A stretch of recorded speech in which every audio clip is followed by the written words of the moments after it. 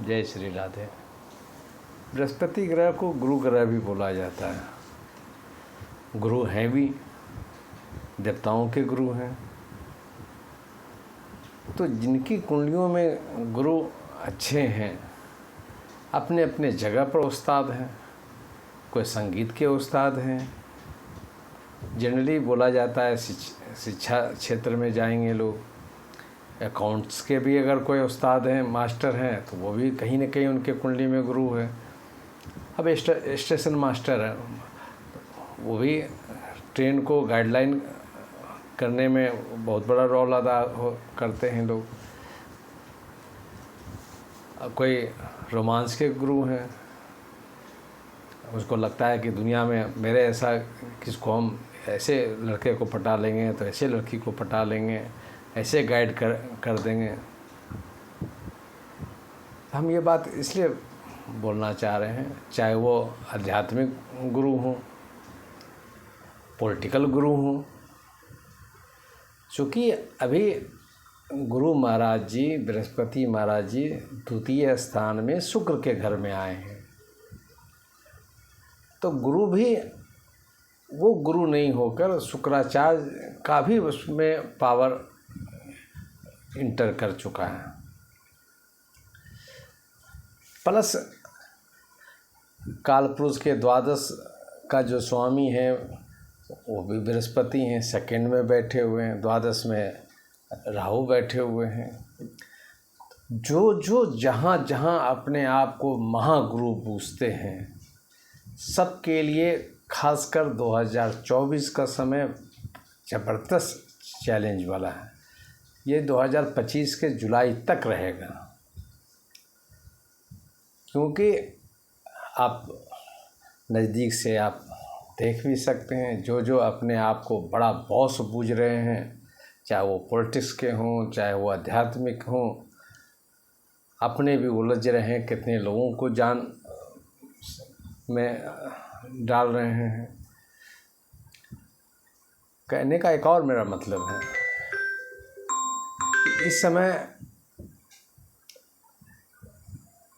जो बृहस्पति शुक्र के घर में बैठे हुए हैं और राहु 12th में बैठे हुए हैं, तो प्लीज़ कहना चाह रहे हैं कि ज़रा सा झूठ बोलने का जो प्रवृत्ति बढ़ गया है बहुत लोगों में, खासकर जिनके राहु अच्छे नहीं हैं, जिनके 12th हाउस अच्छे नहीं हैं। बहुत जगह जहाँ पर कोई ज़रूरत भी नहीं है, वहाँ भी लोग बोल रहे हैं, और ऐसा समझ में सामने वाले को आ जाता है, और जो बोल रहा है उसको लगता है कि ऐसा कुछ बात ही नहीं, गलत बोले हैं।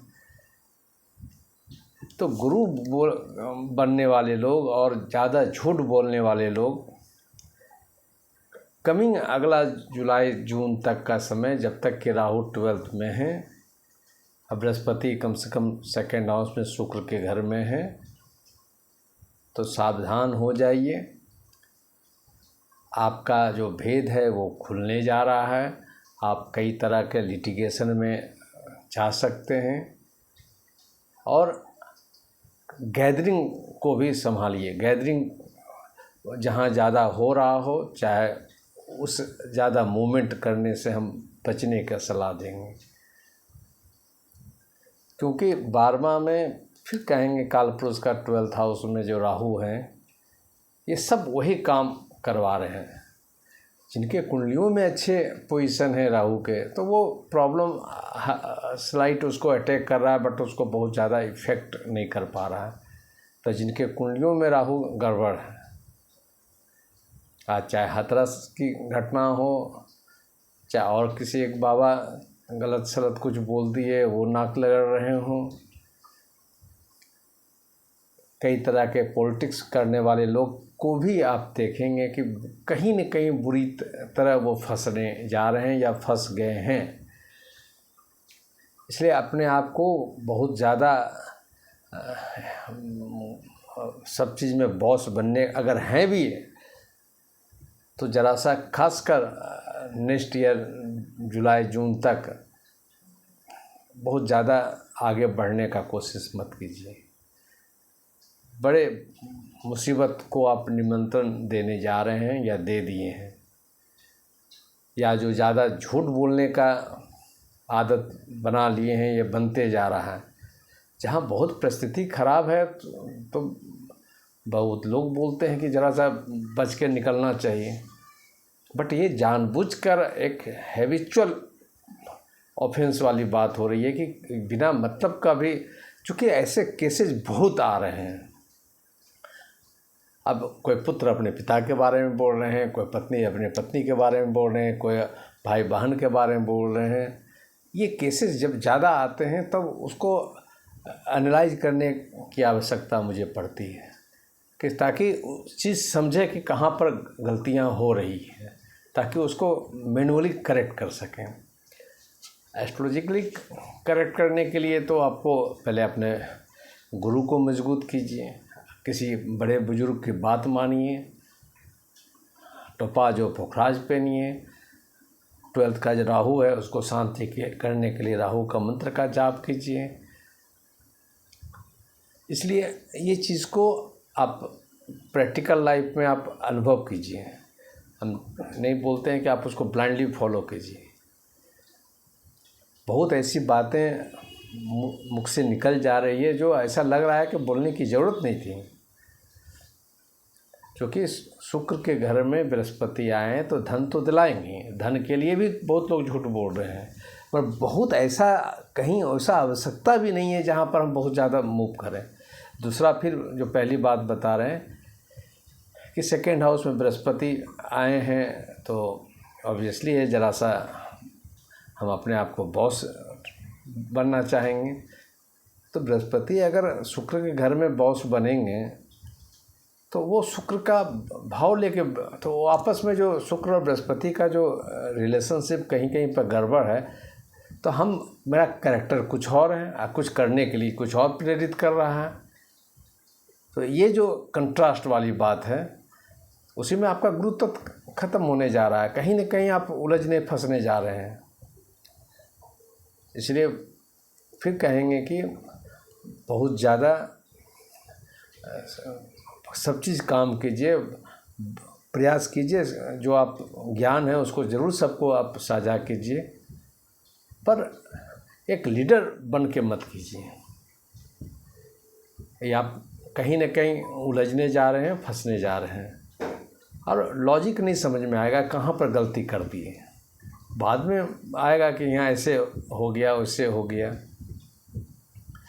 तो बात का ट्रीटमेंट करने के बाद वो बड़ा ठीक है, सब लोग बोलेंगे। उसके पहले अगर हम अपने आप को समझ जाएं, ये ट्रेंड को बनाए रखने की ज़रूरत है। साथ में बुध की बहुत मदद लीजिए।